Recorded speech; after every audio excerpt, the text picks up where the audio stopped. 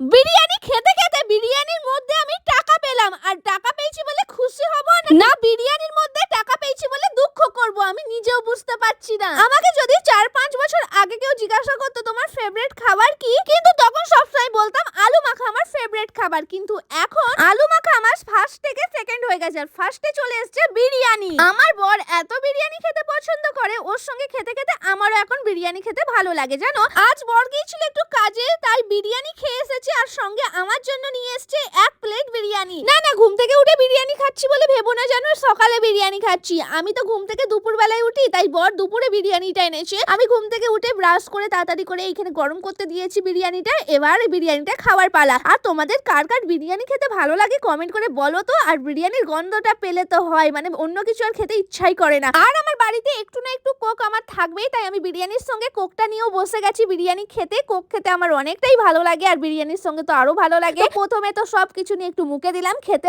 অনেক সুন্দর ছিল, আমাদের এখানকার ফেমাস বিরিয়ানি। তারপরে যেই সেকেন্ড বাইটটা মুখে দেবো, আমি তো দেখেই অবাক, হাতে কিছু টকটক করে ঠেকলো। তারপরে বিরিয়ানিটা ভালো করে দেখি, এর মধ্যে তো আছে টাকা।